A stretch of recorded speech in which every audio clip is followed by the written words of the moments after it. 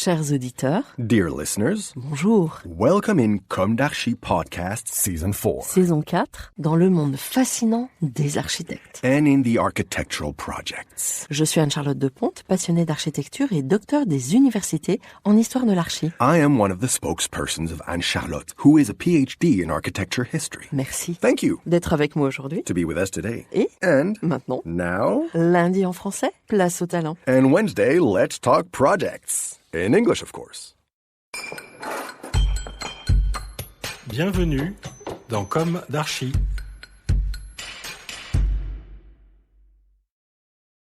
Dear listeners, this is Esther on behalf of Anne-Charlotte. Welcome to the second Comme d'Archi's part format dedicated to Ludwig Mies van der Rohe.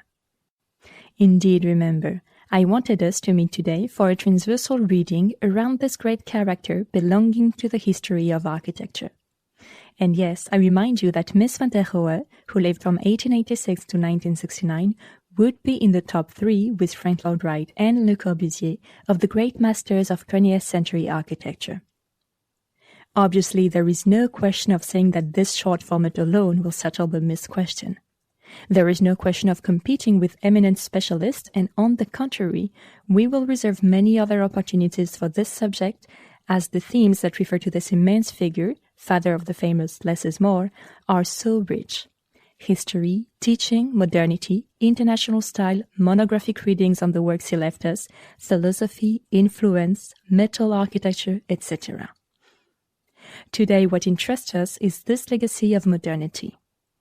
Today, obviously, it is no longer the so-called historical architecture, considered yesterday outdated, that pushes to renew the architectural approach, but rather this modernity, symbol of simplicity and speed, that has drifted, and here I am not talking about Mies, of course, so that has drifted with so many abuses, passing from the noble less is more to the cannibal low-cost plebiscite to make even more profit with less is less.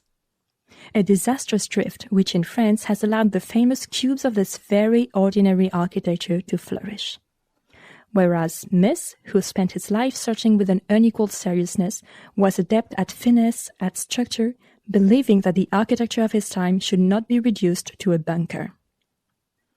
Unfortunately, on the contrary, this ordinary architecture that has spread over our territories has downgraded many other remarkable operations of the time.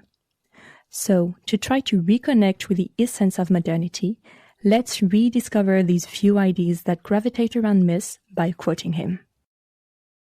For what did Mies say about the new times, his own new times, those he lived through? In a speech he gave in June 1930 at the Vienna session, he concluded, "The new times are a fact. They exist regardless of whether we say yes or no to them. But they are neither better nor worse than any other time. They are a pure fact that is indifferent to its own value. That is why I will not stop to try to clarify the new times, to show their relations, or to reveal their fundamental structure. Nor do we want to overestimate the issue of mechanization, standardization, and normalization. And we want to accept as a fact the evolution of economic and social relations. All these things follow their fateful and value-blind course. Only the way in which we assert ourselves in the face of these facts will be decisive. Only then will the spiritual problems begin. What is decisive is not the what, but the how. Neither the production of goods nor the way we produce them has any spiritual significance. Whether we build high or low, steel or glass, tells us nothing about the value of the building. Whether urbanization tends towards centralization or decentralization is a practical question, not one of values. But the decisive question is precisely that of values.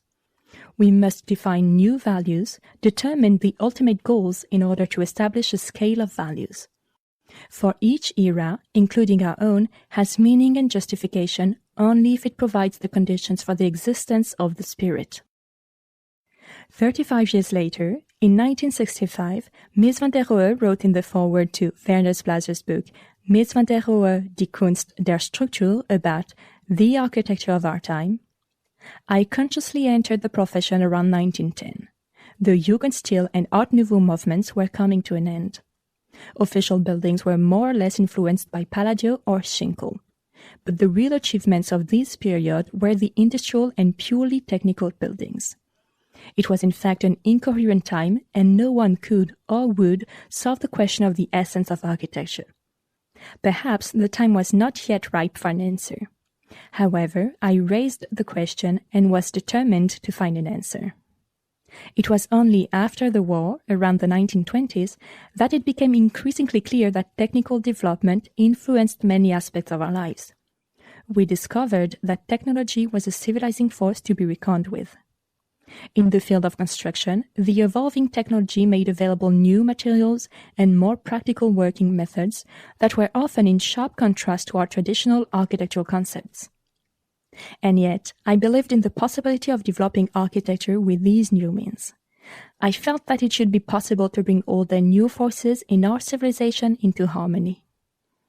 Each of my buildings was a demonstration of these ideas and a step forward in the process of my own search for clarity. I became more and more convinced that these new scientific and technical developments are the true conditions for our architecture. I have never lost this conviction. Today, as for a long time, I believe that architecture has little or nothing to do with the invention of interesting forms or with individual tastes. True architecture is always objective and is an expression of the internal structure of the age that gives it birth. So I wonder, were the Trente Glorieuses, the 30-year post-war boom, worthy of this legacy? If today our first concern is the ecology and the refreshment of the cities, but also the rehabilitation, is it useful to break with this legacy? Does that Mies propose a timeless projection that goes beyond the question of the material? Doesn't the clarity have to summon today the frugality of which one speaks so much? The clarity, isn't it also to keep memory? For how can we rehabilitate if we lose our memory? If you wish to know more about Mies, or simply to hear his voice, if you have not already done so, I recommend that you listen to France Culture's series Les Bâtisseurs, episode 5 of July 31st, 2020. Ludwig Mies van der Rohe, 1886-1969, Simplicity is a Long Journey. Dear listeners, I am delighted to have shared this food for thought with you. Thank you for tuning in. Let's meet again next week for a new comdarchi in English. And until then, take care of yourselves. Goodbye.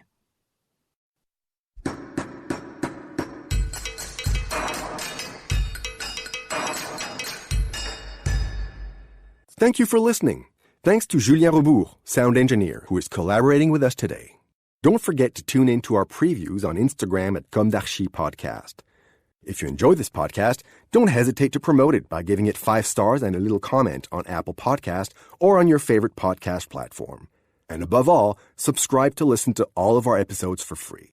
See you soon, and until then, take care of yourself.